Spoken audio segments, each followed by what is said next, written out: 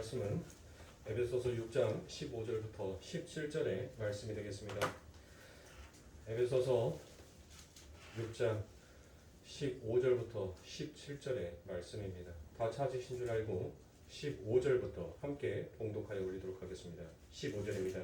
평안의 무덤이 준비한 것으로 신을 신고 모든 것 위에 믿음의 방패를 가지고 이로써 능히 악한 자의 모든 불화살을 소멸하고 구원의 도구와 성령의 검 곧 하나님의 말씀을 가지라. 아멘. 자, 우리는 믿음의 방패다라는 말씀을 가지고 함께 이 시간을 나누도록 하겠습니다. 그래서 우리가 지난 시간에 함께 여러분들과 은혜 나누었던 말씀에 대해서 간략하게 한번 살펴보도록 하겠습니다. 자, 우리가 13절에 보면 하나님의 전신갑주를 취하라. 이는 악한 날에 너희가 능히 대적하고 모든 일에 행한 후에 서기 위함이다라고 말씀을 드렸죠.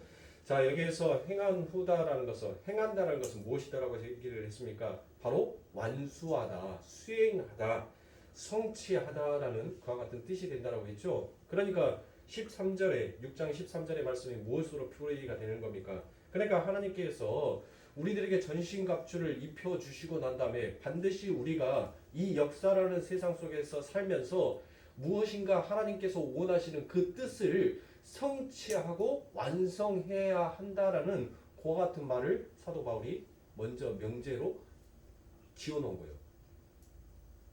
그러니까 하나님께서 왜 우리가 전신갑주를 입어야 하는지 그 이유를 사도가 우리들에게 설명하여 놓고 있더라는 것입니다.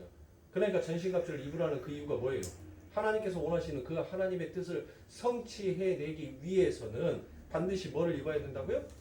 하나님의 전신갑주를 입어야 한다라고 그와 같이 설명이 되는 것입니다. 그리고 서다라고 되어 있는 것은 바로 무엇입니까? 서기 위하다, 그러니까 일어서더라라는 것으로 대부분 문자적으로 해석을 하는데 여기서 서다라는 것은 바로 붙잡다라는 것이에요. 붙잡다.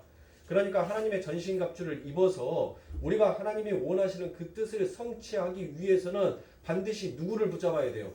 예수님. 그래요. 지금 사도는 그 얘기하고 있어요. 그 얘기. 우리가 하나님의 전신갑주를 입기 위해서는 반드시 그 하나님의 말씀을 붙잡아야지만이 하나님께서 우리들에게 성취하고 완수시켜야 될 그 임무를 우리가 완전하게 수행할 수 있더라라는 것입니다. 그래서 제가 지난 시간에 또 여러분들에게 어떤 말씀을 드렸냐면 우리들은 끄떡하면 하나님 앞에 모든 것을 맡긴다라고 얘기를 합니다. 그렇죠? 그래서 하나님 앞에 맡긴다라는 그 의미가 어떤 의미인지 우리가 함께 지난 시간에 살펴봤어요. 우리가 하나님 앞에 맡긴다는 것이 무엇을 맡긴다는 것입니까? 내가 할 거 다 해보고 난 다음에 내가 여기에서는 내가 더 이상 할 수 없다라는 것을 생각했을 때 그때 하나님 앞에 맡기는 것이 그게 진짜 맡기는 것입니까? 아닙니다. 우리는 처음부터 하나님 나는 능히 이것을 감당할 수가 없습니다라고 그와 같은 고백을 하고 하나님 앞에 모든 것을 처음부터 맡기는 자예요. 그러면 그 모든 것들을 맡겼었을 때 뭐 하나님께서 우리들의 삶 가운데 있어서 뭐 어떤 기적과 능력을 일으키신다고요? 아닙니다.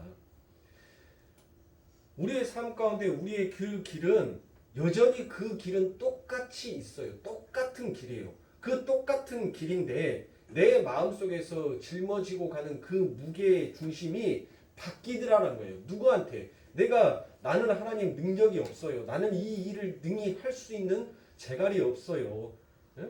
그래서 나는 하나님 앞에 능력이 많으신 하나님 앞에 나는 모든 것을 맡깁니다. 설사 이 일이 잘 되든 잘 되지 않든 그것은 주의 뜻이기에 나는 그 뜻에 순종하겠습니다라고 이와 같이 하나님을 온전하게 의지하였을 때는 내 마음에 뭐가 부담감이 줄어든다는 거예요.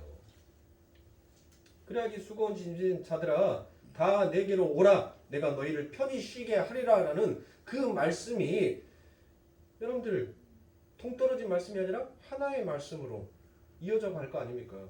뭘 수고하고 무거운 짐진 자들아 다 내게로 오라. 그러니까 네가 해볼 만큼 다 해보고 난 다음에 네 능력이 안 되는 것을 알았을 때 그때 내게로 오라는 거예요? 아닙니다. 우리가 자녀들을 키울 때 여러분들 어떻게 자녀를 키웁니까? 아이가 충분히 책가방 메고 다닐 수 있어요. 그런데 부모는 그 책가방조차도 무겁다라고 생각을 하고 뭐합니까? 그 가방을 들어준다니까요. 요즘 아이들처럼 여러분들 학교 다니는 거 정말 참 편한 세상을 다니죠. 예? 누가 늦었다라고 부모가 차 태워서 저 어렸을 때까지만 해도 저희 부모님 먹고 살기 바쁘셔서 그냥 학교는 응애 우리가 일어서서 아침에 챙겨주는 그 밥 먹고 후다닥 준비를 해서 그렇게 학교를 등교하는 거 비가 오든 눈이 오든 그렇게 등교하는 것이 그게 당연한 것이다. 우리의 발로 걸어서 가는 것이 그게 당연한 거다라고 여겨왔었어요. 그런데 요즘 아이들은 그렇지 않습니다. 예. 얼마나 온실 속의 화초처럼 아침에 일어나라 해서 옷 다 입혀줘. 옷 입고 있을 동안 또 입에다가 밥 넣어줘. 또 밖에 날씨 추울까봐 또 차 시동 걸어서 학교 교문 앞에까지 데려다줘. 교문에서부터 교실까지 책가방 들고 가기 무겁다고 또 그 차 안에서 부모는 뭐합니까? 책가방을 또 부모가 들어줘요. 그러고 난 다음에 어깨에 딱 그거 딱 짊어지고 갔다 와 라고 얘기를 합니다. 우리 하나님은 바로 그런 하나님이시란 거예요.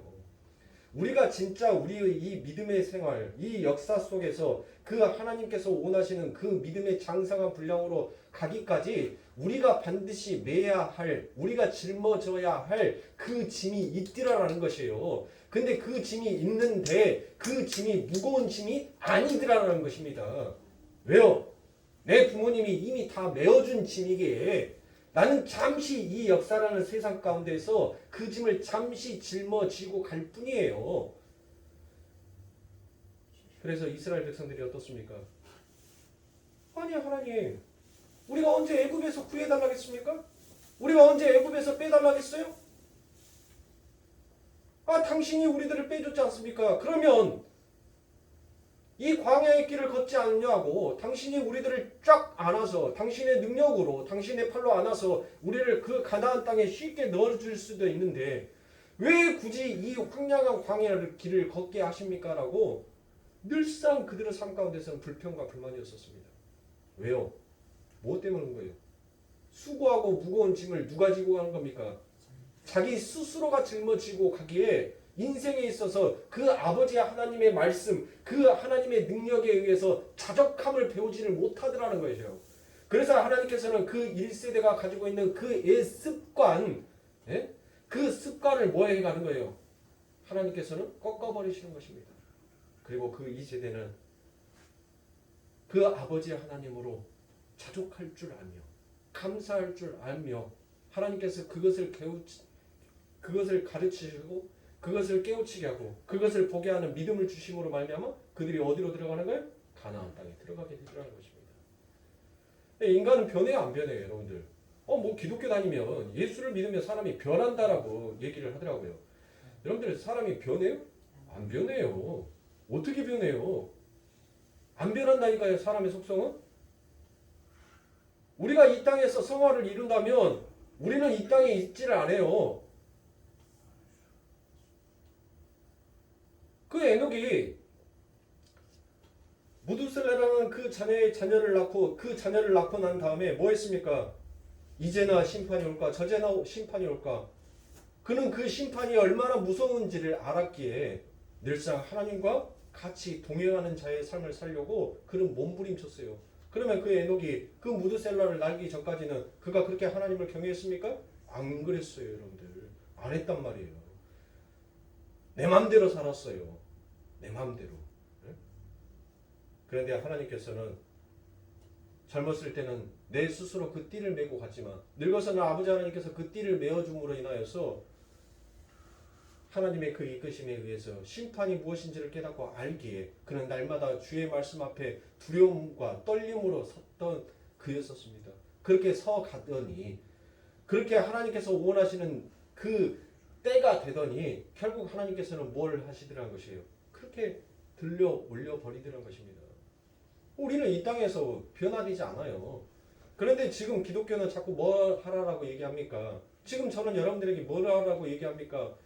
변해야 된다라고 얘기해요. 사람이 변하면 죽는다라고 얘기하죠. 그럼 우리는 죽어야 돼요. 우리는 변해야 돼요. 그게 우리의 신앙의 이 길을 걸어가는 자입니다. 그러나 이 역사 속에서는 그 변화의 온전한 물결을 우리들은 맛볼 수가 없어요. 잠시 느끼고만 갈 뿐이지. 잠시 겪고만 갈 뿐이지. 그래서 하나님 나는 도저히 이 세상 가운데 아버지 하나님의 말씀을 온전히 이룰 수 없는 존재가 맞군요라는 그 하나님의 참된 진리를 깨닫고 그 아버지 하나님께서 내게 메어주신 그 십자가의 크신 그 공로가 어떠한 것인지를 그 하나님을 온전하게 찬양하는 곳, 그곳이 바로 하나님의 나라 아닙니까? 우리들은 전부 이 땅에서 여러분들 어떤 인생 살고 있습니까? 활부 인생 살고 있어요. 활부. 예? 왜요? 하나님께서 강건하면 70이요? 장수하면 80이라고 있죠. 여러분들이 응애하고 딱 태어날 때부터 그 활부를 하나씩 까기 시작하는 거예요. 예? 활부의 인생을 산다니까요. 그런데 그 활부가 다 끝나는 날 이제 뭐가 되는 거예요? 자유의 몸이 되잖아요. 여러분들 보세요. 대출금이 있을 때 대출금을 매달 갚아 나가는 때 여러분들 자유롭습니까? 그 날짜만 돌아오면 생 골이 아파요. 아니 지질 가만히 있다가 편하다가 이제 연말쯤 정도 돼서 말일 정도 돼서 이제 날짜가 돼가지고 뭘 갚아야 되는 날짜가 되돌아오면 그냥 눈이 튀어나오고 머리가 지끈지끈거리고 아프다니까요. 그런데 여러분들 그 모든 것들을 다 변제를 해버렸어요. 그래서 이제 더 이상 누군가에게 변제해야 될, 갚아야 될 돈이 없다라고 딱 생각을 해보세요. 그럴 때 여러분들 어때요? 그래요. 지금 우리들은 이 역사를 뭐한 자로 살고 있어요? 뒷일 보고 뒷일 온전히 닦지 못하는 약간 좀 뒷을 깨끗하게 닦지 못하고 나온 사람처럼 항상 찝찝하게 이 인생을 살아가요. 그런데 이 찝찝한 인생을 그 예수 그리스도가 누구인지를 알고 가는 자는 그 뒷이 뭐 하는 거예요? 물로 씻힌 놈 마냥 깨끗하게 되더라는 것이에요. 깨끗하게. 보세요. 이것도. 갖다 놓을 때는 여러분들 어땠습니까? 싱싱해갖고 파릇파릇 얼마나 이뻤습니까? 때가 되니까 하나씩 떨어져요.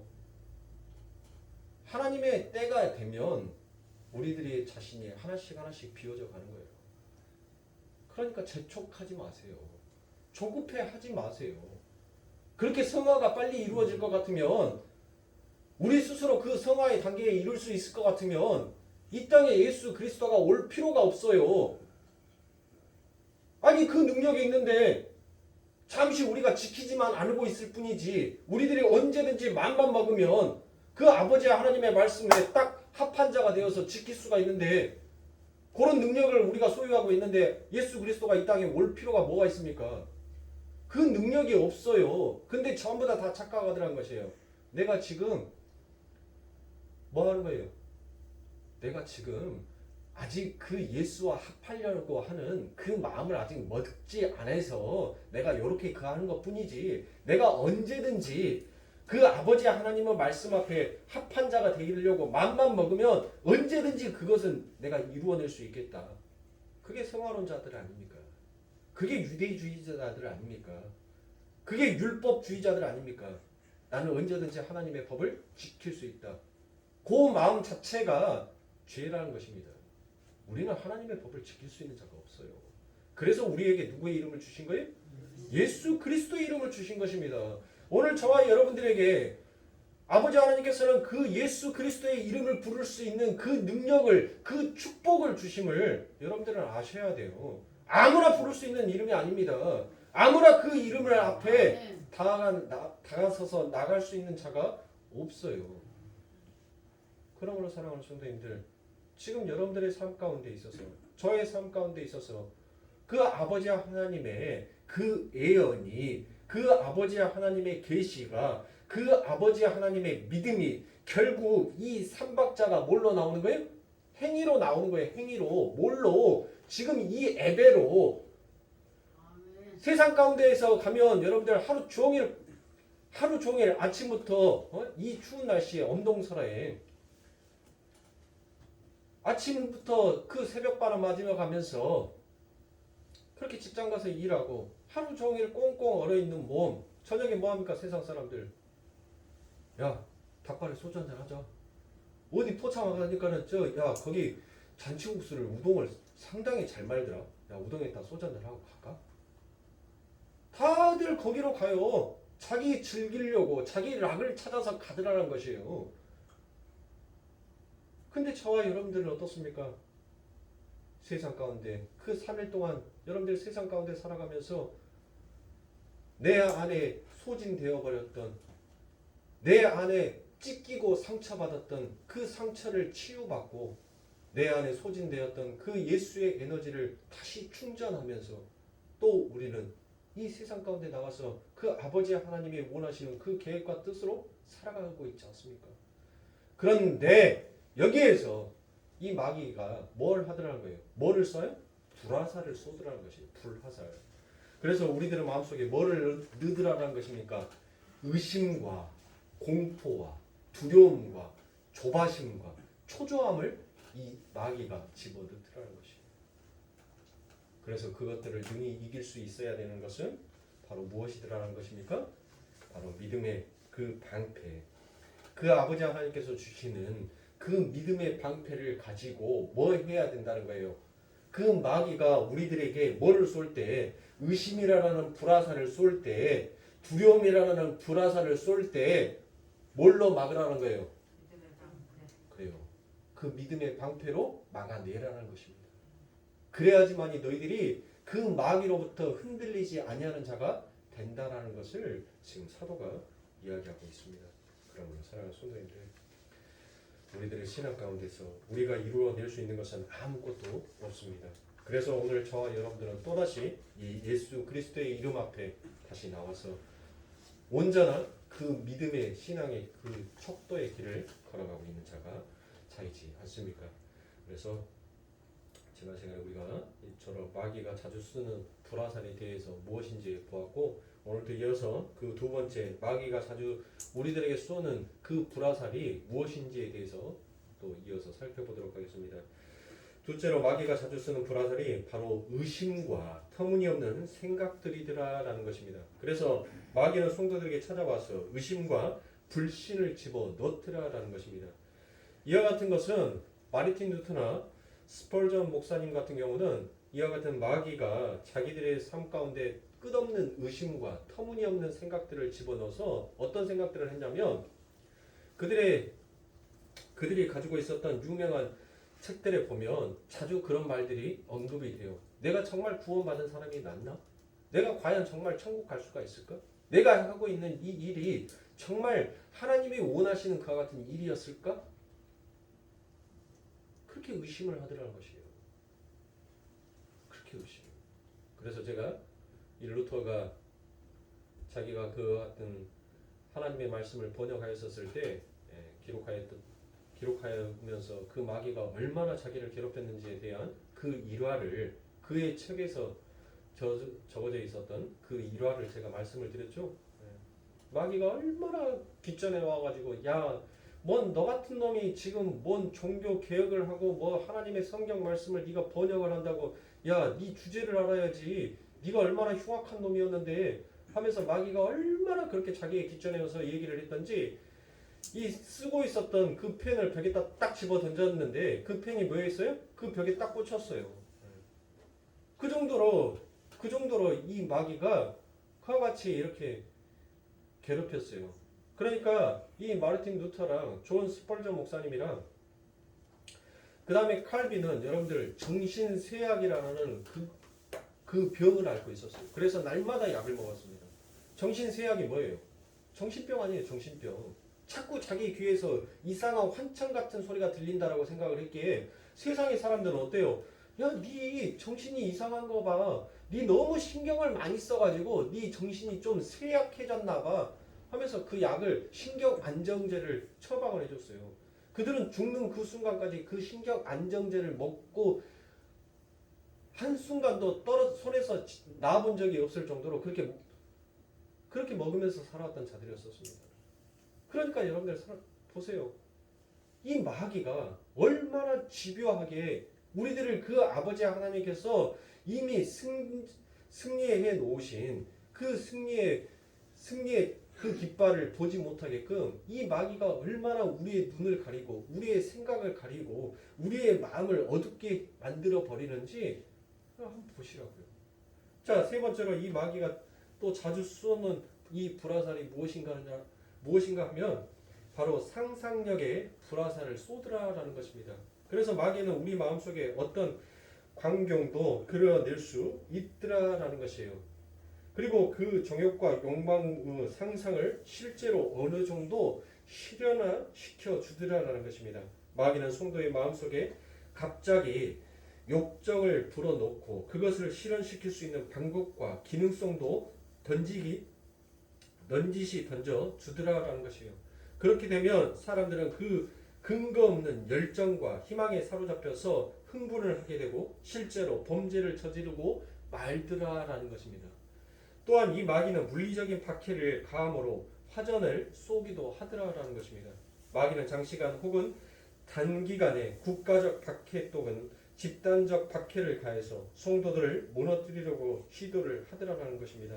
역사상 기독교는 핍박했던 악한 통치자들을 다스리던 시절에 살았던 우리 신앙의 선배들은 정말 그들의 믿음 생활을 도저히 유지할 수 없을 정도만큼 엄청난 고통을 겪었던 사람들입니다. 그런데 우리 신앙의 선배들은 그때마다 바로 무엇을 높이 들었습니까? 하나님께서 그들에게 주신 믿음의 방패를 높이 들어 그 마귀가 쏘는 그 화전을 이겨냈더라라는 것입니다. 베드로전서 5장 8절과 9절입니다. 근신하라 깨어라 너희 대적 마귀가 우는 사자같이 두루다니며 삼킬 자를 찾나니 너희는 믿음을 굳게 하여 저를 대적하라. 이는 세상에 있는 너희 형제들도 동일한 고난을 당한 줄을 알미니라라고 말합니다. 그러니까 우리가 배가 고프면 짜장면 보통을 시켰는데 어떠든가요? 내 거는 펠라도 양이 적게 보여요. 아니 저기 내 맞은편에 있는 내 상대방에 있는 짜장면 그릇을 보니까 어때요? 짜장 소스도 더 많이 들어가 있는 것 같고 면발도 더 많이 들어가 있는 것처럼 보이더라는 것이에요. 그렇죠? 그게 인간의 마음이에요. 그러니까 자기만 아픈 줄 알아요. 자기만 배고픈 줄 알아요. 그래서 이 세상은 자기 애의 사랑에 빠져있는 미친 세상이다라고 제가 그렇게 얘기를 하는 것입니다. 항상 자기 중심이에요. 자기 중심. 그런데 성경은 무엇이다라고 얘기합니까? 지금 너희가 받는 그 고난은 너희들만의 고난이 아니라 하나님을 믿는 내 백성이라면 모두가 받고 있는 고난이다. 그러니 너희들 이 믿음의 방패로 이겨내라라고 얘기를 하더라는 것입니다. 아멘. 또한 요한일서 5장 4절부터 5절에 보면 대저 하나님께서 난자마다 세상을 이기느니라. 세상을 이김은 이것이니 우리의 믿음이니라. 예수께서 하나님의 아들이심을 믿는 자가 아니면 세상을 이기는 자가 누구려라고 되어 있습니다. 이렇게 마귀의 화전이 쏟아질 때 우리에게 필요한 것은 무엇이다라고 얘기합니까? 그리스도를 믿는 믿음의 방패들아라고 얘기를 합니다. 그 말은 우리더러 믿음을 만들어내도록 노력하라라는 그와 같은 말씀이 아니에요. 이미 믿음은 뭐였어요? 우리들에게 주어진 것이지요. 그러니까 주어진 그 믿음을 너희들이 잘 발휘해서 그 마귀가 쏘는 그 화전을 능히 막아내고 그 믿음을 발휘해서 그 마귀의 공격에서부터 승리하라라고 지금 성경은 우리들에게 이야기하고 있습니다. 지금 이 말씀들은 믿음이 없는 불신자들에게 하는 말씀이 결코 아닙니다. 마귀는 절대 불신자들을 공격하지 않습니다. 마귀는 하나님의 백성들만 공격한다라는 이 사실을 사랑하는 성도님들 잊어버리시면 안 돼요. 그래서 제가 지난 시간에 철로 역정에서 아볼론 말을 여러분들이 잘 생각하시면 될 것입니다. 아볼론이 무엇이다라고 얘기했습니까? 그 크리스찬에게 야 너 누구냐라고 했을 때 나는 옛날에 이와 같은 자였었으나 나는 이제 그 길을 버려버리고 이제 새로운 길을 그 거룩한 성을 향하여서 나는 이제 간다라고 얘기합니다. 그럴 때 아볼론이 뭐라고 얘기합니까? 너 그러면 옛날에는 내 사람이었네? 그러면 내게로 와라. 그러면 내가 너를 공격하지 않겠다라고 얘기를 하죠. 바로 마귀는 예수 그리스도와 상관없는 자는 전혀 공격할 마음조차도 없더라라는 것이에요. 그러니까 여러분들이 이 세상 가운데서 고난을 당하고 무엇인가 아픔을 겪고 무엇인가 여러분들의 마음속에서 이와 같은 아버지 하나님을 온전하게 믿지 못하는 그 같은 불확실성이 든다면 여러분들은 하나님의 백성이 맞다라는 것이에요. 그러니 여러분들은 뭘 하셔야 돼요? 더욱더 그 믿음에 확신을 가지시라는 말씀입니다. 의심하지 말라는 거예요. 흔들리지 말라는 거예요. 마귀는 지금 하나님의 백성들만 공격하지 자기의 수하에 있는 자들은 공격하지 아니한다. 그러니까 너희들에게 고난이 찾아오는 거 이와 같은 의심과 초조함과 그 아버지 하나님을 온전하게 의지하지 못하는 불순종이 너희들에게 다가온다면 너희들은 진짜 하나님의 백성이 맞다라는 거예요. 그게 증거다라는 것입니다. 8시 아멘. 그래서 베드로전서 1장 12절에 사랑하는 자들아 너희를 시련하려고 오는 불시험을 이상한 일 당하는 것 같이 이상히 여기지 말고라고 되어 있습니다. 보세요. 불시험을 뭐 하라라고 얘기합니까? 이상한 일처럼 여기지 말라라는 것이에요. 당연히 아버지 하나님의 백성이 되다라면 이와 같은 시련에 이와 같은 불화살이 너희들에게 던져지면 당연하더라라는 것입니다. 사랑하는 성도님들, 지금 우리는 이 세상을 무엇으로 살아가고 있어요? 영적 전투를, 영적 전쟁을 하고 가는 자들이 아닙니까? 그런데 영적 전투를 하고 있는 자들이 하나님, 제발 포탄 떨어지지 않게 해주세요. 하나님, 총알 날아다니지 않게 해주세요. 하나님, 적군이 나를 쏘지 못하게끔 해주세요라고 하는 자가 무엇한 자예요? 그 자가 어리석은 자 아닙니까?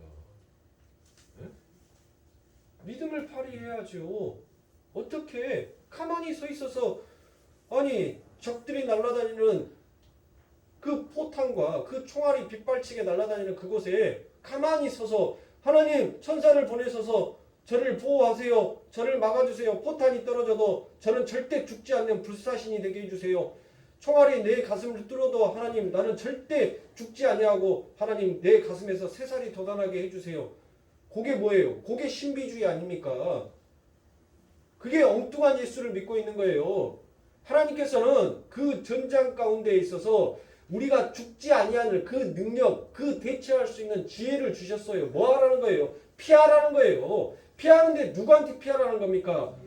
너희 힘으로, 너희 능력으로 피하려고 하지 말고 예수 십자가 밑으로 피하라는 거예요. 그러면 내가 다 뭐 하겠다는 거예요? 내가 막아주겠다는 거예요. 그러면 그 십자가까지 뭐 해야 됩니까? 우리가 우리의 발로 뛰어가야지요.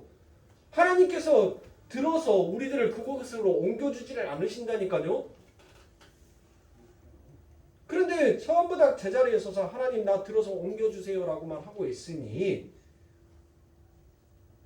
얼마나 답답합니까? 제가 하나님이었으면 싹 수장시켜 버렸을 거예요. 지겨워. 저놈들은 영원히 살아면 안 돼. 지겨워. 하고 다 쓸어버렸을 거예요. 그러니 우리 하나님이 얼마나 인자하신 하나님입니까? 우리 하나님이 얼마나 인내하신 하나님이십니까? 얼마나 사랑이 많으신 하나님이십니까? 얼마나 그토록 오래도록 우리들의 제약됨, 그 우리들의 불평과 불만을 그런 오랜 세월 동안 들으시면서도 얼마나 여러분들 우리 하나님께서는 참으시면서 우리들을 오늘 또 이 국률의 그릇 안에 넣어서 아버지 하나님의 그 사랑으로 반죽시켜서 하나님의 멋진 작품으로 이제 또 성전 밖을 나가 세상 가운데 그렇게 맛있게 사랑하라고 우리를 또 이렇게 던져주지 않습니까? 그러니 사랑하는 성도님들 힘을 내셔야죠. 좌절하지 마세요. 그래서 데살로니가 후서 3장 1절부터 3절에 보면 정말로 형제들아 너희는 우리를 위하여 기도하기를 주의 말씀이 너희 가운데서와 같이 달름질하여 영광스럽게 되고 또한 우리를 무리하고 악한 사람에게서 건지옵소서 하라. 믿음은 모든 사람의 것이 아님이라. 주는 미쁘사 너희를 돕게 하시고 악한 자에게 지키시리라라고 말씀합니다. 사도 바울이 믿음은 모든 사람의 것이 아니다라고 명확하게 기술을 하고 있어요. 그러니까 사랑하는 성도님들 이 믿음이라는 것은 모든 사람이 가질 수 있는 것이 아니다라는 말씀이에요. 예? 믿음은 모든 사람이 다 언제든지 소유할 수 있는 그런 믿음이 아니더라라는 것입니다. 그러니까 그러면 그 믿음을 가진 사람들은 전부 악한 자의 화전에서 자유로울 수가 있는가? 바로 그 앞에 무엇이다라고 되어 있습니까? 믿음을 가진 사람에게는 악한 자들에게서 벗어나기 위해서는 어떤 것을 해야 한다라고 얘기를 합니까? 데살로니가후서 3장 1절에 보면 너희를 위하여 뭘 한다는 겁니까? 기도하기를. 그렇죠? 그게 뭐예요? 기도입니다. 기도. 즉 기도는 믿음의 깊은 사람일수록 더 많이 해야 한다라는 것입니다. 그래서 믿음의 발휘가 크면 클수록 마귀도 더 큰 공격을 우리들에게 해 올 것입니다. 그러니까 매일매일 기도하지 않고 신앙생활을 한다는 것은 있을 수가 없는 일이다라고 지금 사도를 얘기하고 있는 것이에요. 그러면 믿음이라는 것이 담고 있는 내용은 어떤 것인지에 대해서 한번 살펴보도록 하겠습니다. 자, 방패는 무엇이라 하겠어요? 방패는 스트롭, 바로 제가 이와 같은 불화사들이 날아올 때 전부 다 막는 것이다라고 얘기를 했죠. 그러면 그 앞에 방패는 이제 알았으니까 믿음은 뭐냐고요? 믿음은 뭐예요? 히브리서 12장 1절에 여러분들 뭐라라고 1절 2절에 뭐라라고 되어 있습니까? 믿음은 보지 못하는 것들에 바라는 것들에 그래요. 그게 믿음이에요. 그러니까 사랑하는 성도님들, 이 믿음이라는 것은 정확하게 더 그 실체를 정확하게 그 믿음이라는 뜻을 더 깊이 들어가면 우리가 어떤 믿음을 갖기 위해서는 두 가지의 조건이 있어야 돼요. 두 가지의 요건이 있어야 된다는 것이에요. 첫 번째 그 요건은 뭐예요? 우리가 믿는 믿음에 대한 실체가 있어야 된다는 것이에요. 믿음에 대한 실체가 없으면 허구와 허상일 뿐인 것입니다. 그러나 믿음에 대한 실체가 있어요. 근데 그 믿음에 대한 실체만으로 인간은 온전하게 믿음을 가질 수가 없더라는 것이에요. 왜요? 그 믿음의 실체가 나보다 더 능력이 있는 신이다라는 것, 나보다 더 능력이 있는 자다라는 것을 나타내줘야지만이 인간은 그 앞에서 뭐 할 수 있습니까? 굴복할 수가 있어요. 자, 그러면 믿음은 뭐라 했어요? 제가 실체를 얘기했죠. 그리고 그 실체는 반드시 뭘로 나타내더라는 것이에요? 계시로 나타내더라는 것이에요. 그리고 그 계시는 결국 무엇으로 가게 되더라는 것이에요? 믿음으로 가게끔 되더라는 것이에요. 그러니까 믿음은 결국 실체와 계시가 그 안에 함께 담겨져 있을 때 드디어 믿음으로 나오게 되더라라는 것입니다. 그러면 실체는 우리가 알아요. 이제 실체는 누구예요? 하나님이잖아요. 하나님, 예수 그리스도. 그러면 계시는 뭐냐고요? 뭘 계시라고 하냐고요? 네? 대부분 계시라는 것은 예언을 계시다라고 얘기를 합니다. 그런데 여러분들 이 예언이라는 것을 여러분들이 한자 성어에서 정확하게 여러분들이 구별할 수 있어야 돼요. 이 예언의 바로 한자가 미리 예자가 아니에요. 미리 예자. 맡길 예자입니다. 그러면 뭘 맡기는 것이죠? 뭘 맡기는 언어란 말이에요. 뭘 맡기는 언어. 예언이라는 것이. 예? 그런데 전부 이 땅에서 예언이다라고 하면 무당 굿하듯이 마치 점쟁이가 점괘 내듯이 그렇게 말을 하는 것을 예언이다라고 하는데 여러분들 예언과 계시에 대해서는 제가 그 실체를 에베소서 빨리 끝내야 되는데 다음 시간에 2시간에 더 걸쳐서 제가 이 믿음의 방패에 대한 그 예언과 실체, 그러니까 실체와 계시에 대해서 제가 더 보충 설명을 해드릴게요. 오늘은 두리뭉실하게 큰 것만 가지고 얘기를 하도록 하겠습니다. 자, 하나님께서는 반드시 내가 하나님이다라는 그 존재성을 나타냈어요. 인간들에게. 그렇죠. 그리고 이 존재성만으로는 인간이 온전하게 하나님을 의지할 수 없기에 하나님께서는 계시, 즉 예언을 하세요. 예언.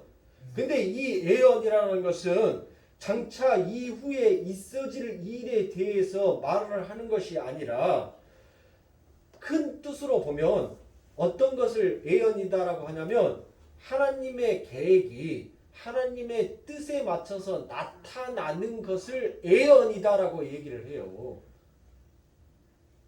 실체되신 그 하나님의 계획이 어떻게 그 뜻으로 이루어져 가는지를 나타내는 것이 그게 예언이에요. 예언. 그러니까 예언은 어디 안에서 이루어지는 거예요? 하나님의 말씀 안에서만 이루어진다라고 제가 항상 얘기를 하죠. 이 말씀을 벗어난 예언은 예언이 아닌 거예요. 그거는 무당 굿하는 짓이에요. 반말 짝짝 찌꺼리 하면서 제가 새벽기도 때도 말씀드렸죠. 점쟁이들이 존댓말 쓰는 점쟁이 봤어요? 한 명도 없어요. 한 명도. 쥐가 언제 봤다고. 쥐가 언제 봤다고. 나이 많이 먹은 사람이나 나이 적게 먹은 사람이나 어? 반말 찍찍하면서 건방지게.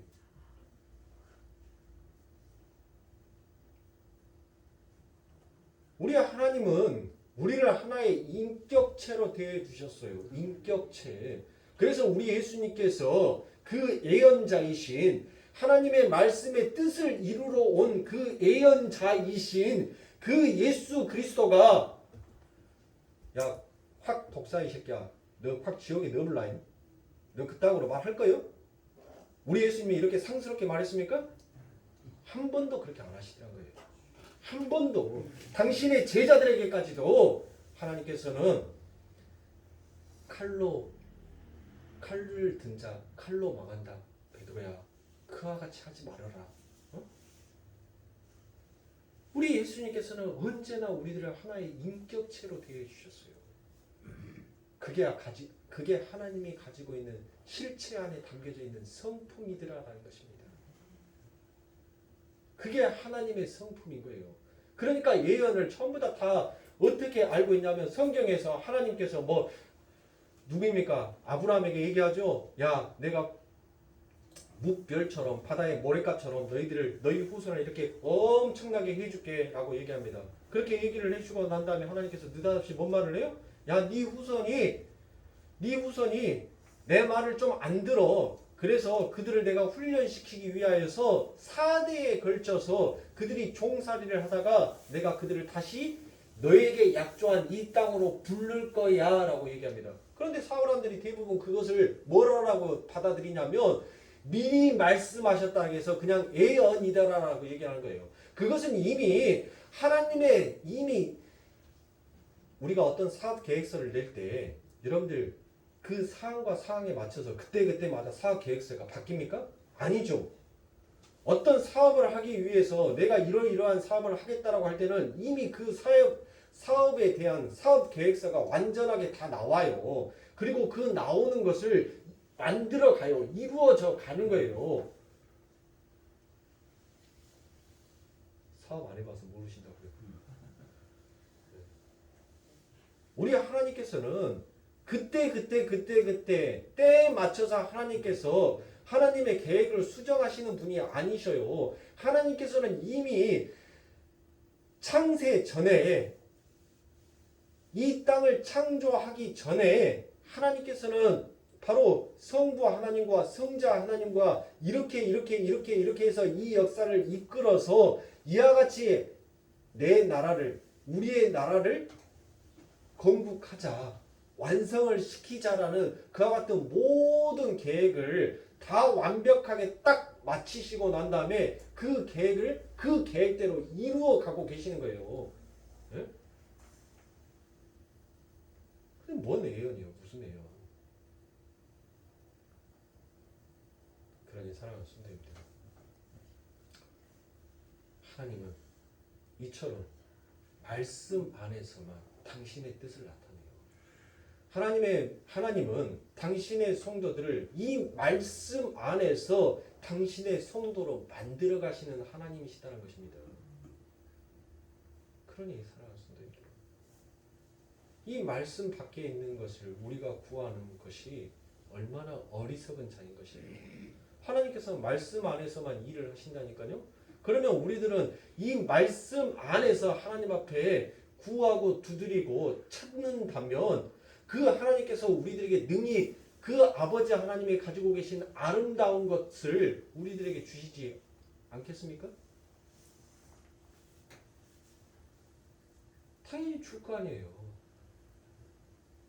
근데 전부 다 이 땅에서 예수 믿는 사람들이 하나님 은이빨 금이빨로 좀 바꿔주세요.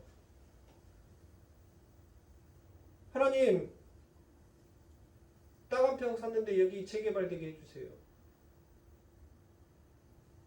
그런 기도가 나쁜 기도가 아니에요. 나쁜 기도라고 말할 어차피 우리가 하는 기도 자체가 어차피 하나님이 보시기에는 근거 없는 기도인데 그 근거 없는 터무니없는 그 기도를 누가 바꿔주는 거예요? 예수 그리스도의 이름으로 기도드리옵나이다. 아멘 하고 우리가 그 끝을 그렇게 기도하죠. 그러니까 성경 밖의 말씀으로 기도하는 우리들을 그 예수 그리스도가 성경 안의 말씀으로 바꿔서 하나님 앞에 상소를 올리더라는 것이에요. 그러니 하나님께서 뭐 하시는 겁니까? 내 아들이 이것이 필요했어? 그럼 줘야지. 내 아들이 이것을 두드렸구나. 그러면 내가 열어줘야지. 내 아들이 이것을 찾았구나. 그러면 내가 그것을 발견케 해줘야지. 그래서 우리들에게 주시는 것입니다. 내가 능력이 있어서요? 천만의 말씀이에요. 뭔 능력이 있는데요? 어떤 능력이 있는데요? 아니더라는 것입니다. 이처럼 아버지 하나님께서는 당신의 뜻을, 당신의 그 계획을 뭐 하시더라는 것이에요? 그렇게 선지자들을 통하여서 내가 세워놨던, 창세 전에 세워놨던 그 계획이 내 때에 맞춰서, 이 카이로스, 아버지 하나님은 그 때에 맞춰서 반드시 그 계획대로 성취가 될 것이다라는 것을 하나님께서는 선지자를 통해서 선포케 하셨어요. 그리고 그렇게 선포되어졌던 그 아버지 하나님의 그 말씀이 드디어 뭘로 일어난 거예요? 실체로 일어나 버리더라라는 것이에요. 그러니까 우리들에게는 뭐 했어요?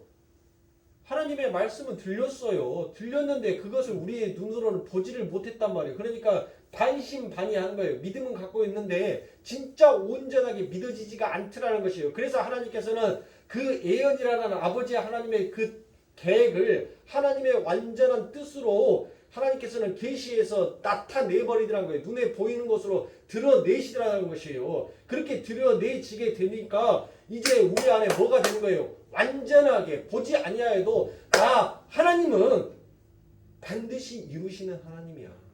그것을 믿음으로 가게끔 되더라는 거예요. 그리고 그 믿음의 행위가 무엇으로 나타나더라는 거예요? 성도들에게 무엇으로? 기도로 나타나더라라는 것입니다. 기도로. 그 믿음.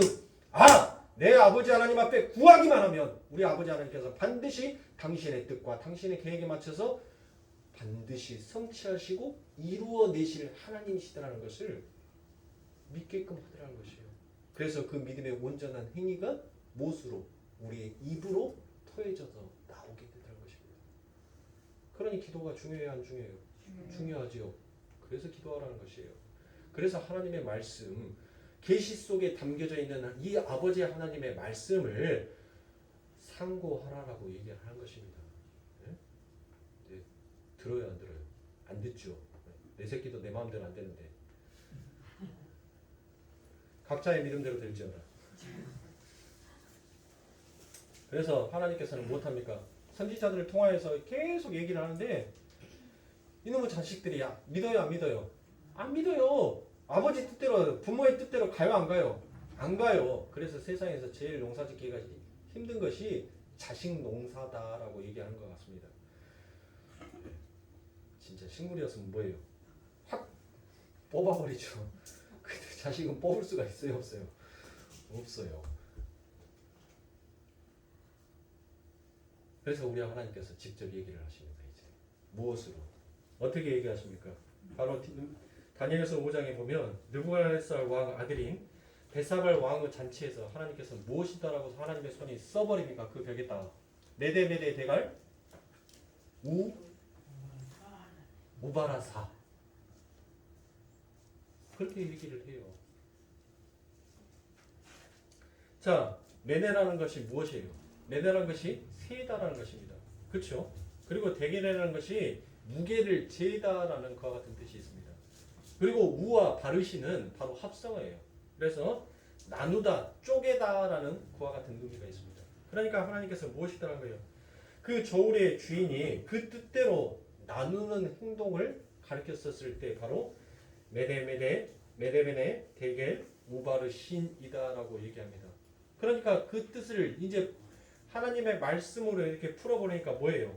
하나님께서 뭐 하는 거예요? 아니 추를 쟀는데 정확한 게 재져요? 안 재져요? 안 재지지요. 그래서 하나님께서 뭐 하시는 겁니까? 그것을 나누지요. 나누어서 뭐 하시겠다는 거예요? 쪼개버리시죠. 뭐와 뭐를 쪼개버리십니까? 성경을 읽으셨으면 아시다시피 바로 메대와 바사를 하나님께서 뭐 하셔요? 쪼개어 나누어 버리시더라는 것이에요.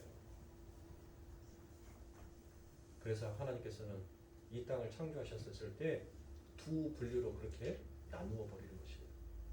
두 분류로. 하나님을 선택하여 하나님을 믿는 백성과 하나님을 영원히 믿지 못하는 백성. 그렇게 나누어 버리시고 그렇게 쪼개 버리시는. 그러니 여러분들은 지금 엄청난 하나님의 축복을 받고 있는 사람이라는 것을 잊으시면 안 돼요. 왜 내 삶만, 왜 저 악인은 형통하는데 왜 나는 저 악인보다도 왜 내 삶은 이렇게 공고할까? 그런 생각을 가지지 마시라고요. 그것을 지금 그 생각을 벗겨내시는 것이 바로 무엇입니까? 성령이 우리의 그 생각을 벗겨내시는 거예요. 그 마음을 아직 세상에 미련을 두고 있는 그 마음을 그 하나님께서 우리들을 벗겨내시더라라는 것입니다. 그러므로 사랑하는 성도님들, 이처럼 우리들이 얼마나 우매하고 이처럼 우리들이 얼마나 어리석은 자인지 모릅니다. 예전에 어떤 시사 프로그램에서 어떤 무당에 대한 이야기가 나왔습니다. 부산에 사는 무당인데 얼마나 용한지 정치인들이 줄을 쓸 정도로 그렇게 유명한 점집이었었습니다. 보통 큰 굿 한 판에 5천만 원 정도 합니다. 그리고 액땜을 하는데 2억에서 4억 정도를 받는다라고 얘기합니다. 그런데 그 사람은 바로 사기전가 5범이었고 또한 지명수배가 되어 있었던 사람이었습니다. 그래서 항상 복채는 무엇으로만 받았냐면 캐시, 현금으로만 받았어요. 언제든지 자기가 잡힐지 모르니까 만약에 자기가 잡힐 만한 그와 같은 낌새가 되면 그 돈가방을 들고 도망가려고 항상 그렇게 준비를 해놔서 그 캐리어 안에 수십억이라는 돈이 그 캐리어 안에서 쏟아져 나왔습니다. 결국 그 수사관이 그 무당을 점쟁이를 의심스럽게 생각을 하고 그 무당에 대해서 조사를 해보니까 이 사람이 지명수배자다라는 것을 알게 되었고 그 무당의 집을 급습하여서 그 무당의 집에서 나와 있는 캐리어 가방 5개에서 수십억에 관련 정도나 되는 그 돈이 쏟아져 나오게 되었어요. 그런데 더 웃긴 것은 그 사기꾼한테 4억을 뜯긴 사람이 그 집에서 식모살이를 하고 있더라라는 것입니다. 왜 그 사람이 식모살을 해요? 이 인간의 우미함과 인간의 어리석음이 무엇합니까? 그래 내가 지금 이렇게 식모살이하고 있지만 이 애굽만 떨어져 나가면 나는 이제 영원한 복을 받을 수 있는 사람으로 되니까 참자라고 그렇게 그 밑에서 가진 수모를 당하면서 식모살이를 하고 있더라라는 것입니다. 이거는 여러분들 제가 만드는 얘기 아니에요. 그것이 알고 싶다 해서 나왔어요. 좀 오래전에 나오긴 했는데 혹시 보신 분들도 있고 안 보신 분들도 있겠지만 보세요. 이처럼 세상은 그 복을 받기 위하여서 자기가 식모살이를 하는 것마저도 마다하지 아니하고 그렇게 자기가 가더라는 거예요. 그 어리석은 길을. 근데 그와 같은 짓이 교회 안에서도 연실 이루어져 가고 있더라는 것입니다. 사랑하는 성도님들, 성경의 예언은 절대 인간의 길흉 화복을 점치는 것이 아닙니다. 물론 예언자들이 한 예언 중에는 앞으로 일어날 일에 대한 예언도 때론 있습니다. 그러나 그 예언은 하나님이 반드시 인간에게 어떠한 하나님의 뜻을 나타내고 싶어 하는지에 대한 말씀 안에서 일이지 말씀 밖에서 일이 결코 아니더라는 것입니다. 그래서 하나님께서 아브라함에게 약속을 하십니다. 아들 하나 없는 아브라함에게 너의 자손이 400년 동안 종살이한 것이고 그 후에는 큰 재물을 가지고 애굽을 나올 것이라는 약속을 하십니다. 그 약속은 분명하게 이루어졌지요. 그래서 성경은 이러한 것을 예언이더라라고 얘기를 합니다. 출애굽기 6장 3절부터 9절입니다. 내가 아브라함과 이삭과 야곱에게 전능한 하나님으로 나타났으나 나의 이름을 여호와로는 그들에게 알리지 아니하였고 가나안 땅 곧 그들의 우거하는 땅을 주기로 그들과 언약하였더니 이제 애굽 사람이 종을 삼는 이스라엘 자손의 신음을 듣고 나의 언약을 기억하노라. 그러므로 이스라엘 자손에게 말하기를 나는 여호와라. 내가 애굽 사람의 무거운 짐 밑에서 너희를 빼어내며 그 고역에서 너희를 건지며 편팔과 큰 재앙으로 너희를 구속하여 너희로 내 백성을 잡고 나는 너희 하나님이 되리니 나는 애굽의 사람의 무거운 짐 밑에서 너희를 빼낸 너희 하나님 여호와인 줄 너희가 알지니라. 내가 아브라함과 이삭과 야곱에게 주기로 맹세한 땅으로 너희를 인도하고 그 땅을 너희에게 주어 기업을 삼게 하리라. 나는 여호와로다 하셨다 하라. 모세가 이와 같이 이스라엘 자손에게 전하나 그들은 마음의 상함과 역사의 혹독함을 인하여 모세를 듣지 아니하였다라고 되었습니다. 그러니까 하나님께서는 하나님의 이 예언을 하시는데 어디 안에서 하나님이 예언을 하세요? 말씀 안에서 예언을 하시죠. 근데 그 말씀이 무엇이더란 거예요? 나는 너의 하나님이고 너는 내 백성이다라는 이 아버지 하나님의 모토 안에서 그 일을 하시더라라는 것입니다.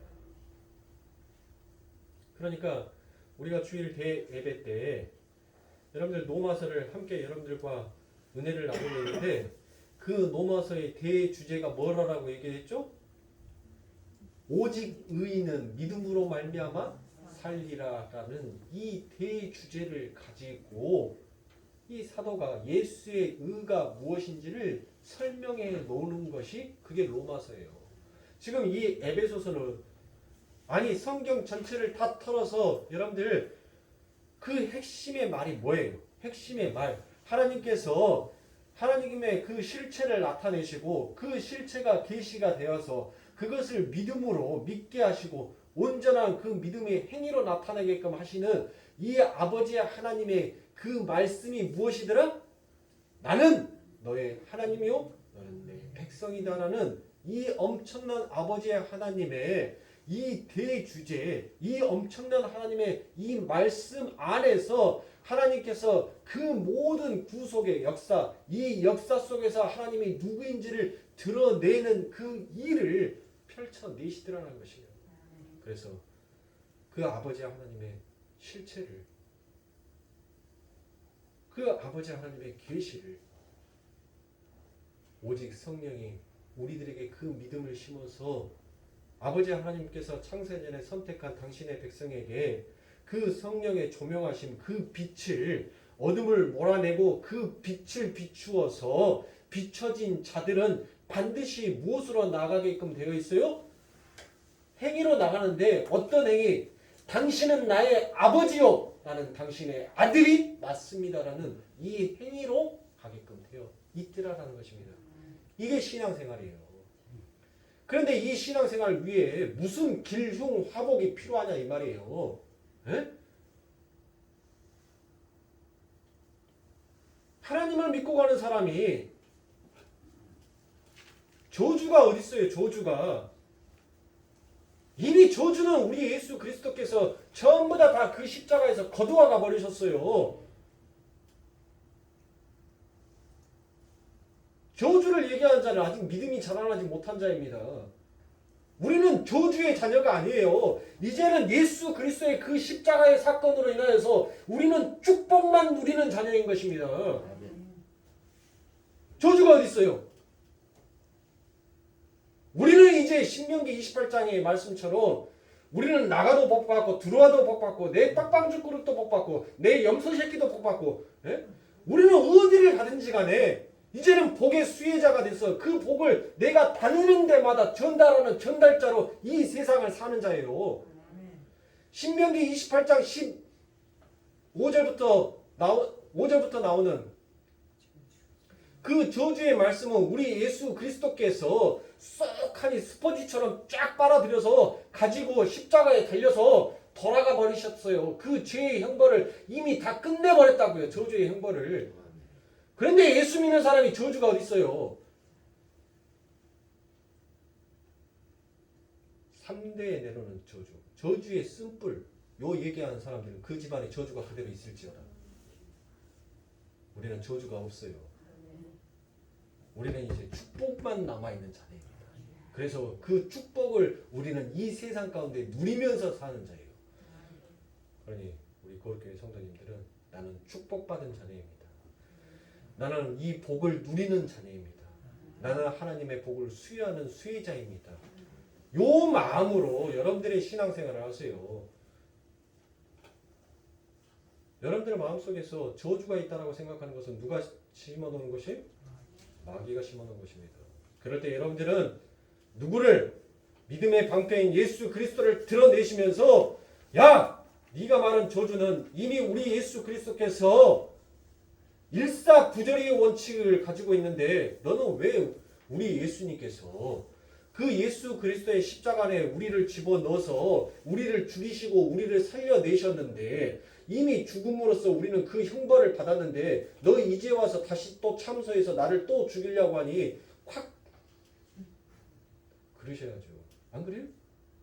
세상의 법도 일사부조리의 원칙이에요. 한번 그 죄에 대한 제목의 형벌이 두어지면 그 형벌은 다시 번복될 수가 없어요. 그 형을 이미 치러버리고 그 형량에 대한 것을 모든 값을 치러버린 자에게는 다시 그 자를 번복하여서 감옥에 넣어버릴 재갈이 없다라고요. 그런데 세상의 법도 그러한데 하나님의 법 앞에서 누가 그 말을 입을 열어서 할 수 있는 자가 누가 있습니까? 그러니 사랑하는 성도님들, 우리는 예수 그리스도의 이름 부르는 것이 이게 축복이에요.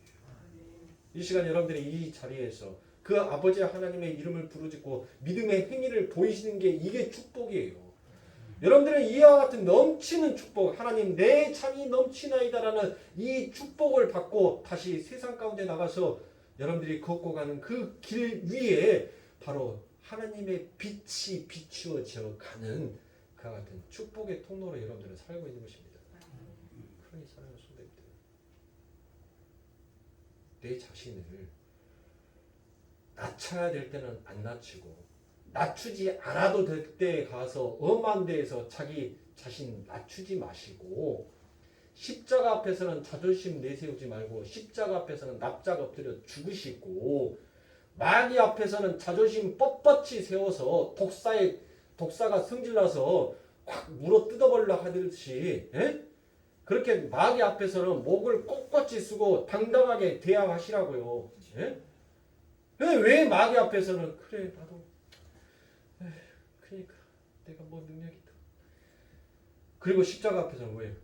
당신이 내게 능력을 안 주고 내게 믿음 안 주고 나한테 승리 안 줘야지 내가 진짜 마귀한테 접을 거 진짜 이게 우리 신앙 아닙니까? 반대로 가야죠. 진짜 믿음의 하나님의 백성이라면 반대로 가야죠. 하나님 그 마귀의 싸움에서 능히 이길 수 있는 능력을 주시면 하나님 감사합니다. 나를 낮췄더니 나를 죽였더니 그 예수의 십자가를 드러냈더니 하나님 마귀가 꼼짝 못하면 내가 보았습니다. 그러니 하나님 감사합니다. 그렇게 가는 것이 그게 그 부모의 그 공덕을 아는 자녀의 모습이지 무엇이겠어요? 무엇이 그것이 사랑하는 성도님들, 저와 여러분들은 이처럼 아버지 하나님의 가득 찬 축복을 받은 자로 여러분들 마음 굳건하게 잡수시고 그 믿음의 방패를 가지고 반석 위에 우리를 지어놓고 계신 그 예수를 바라보면서 자로도 흔들어도 흔들리지 아니하는 그와 같은 믿음을 소유하시는 저와 여러분들이 되어야 되지 않겠습니까? 들을 때만 하며 하지 마시고 내 신비 가운데 새기세요. 내 뼈다귀에다 새기세요. 내 머릿속에다, 내 이마에다, 내 문설주에다 내 띠를 띠고, 에? 여러분들이 어디에 가서든지 간에 이 말씀 잊어버리지 마시고 그렇게 승리하시라고요. 우리 하나님은 여러분들이 넘어져도 내 새끼다라고 해요. 음의 모질이 넌 내 새끼 아니다. 우리 하나님은 그런 말씀 안 하신다니까요. 우리가 넘어져도, 우리가 좌절 가운데 있어도, 우리가 환난과 고통 가운데 있더라도 나는 너의 하나님이다. 난 너의 아버지다라고 우리들에게 말씀해 주신다고요. 그러니 세상의 헛된 것으로 여러분들의 마음 뺏기지 마시고 영원히 변하지 아니하는 그와 같은 아버지 하나님의 마음을 여러분들이 아셔서 그렇게 여러분들의 마음을 붙잡고 가시는 우리 거룩교회 성도님들이 되시길 주님의 이름으로 축원합니다.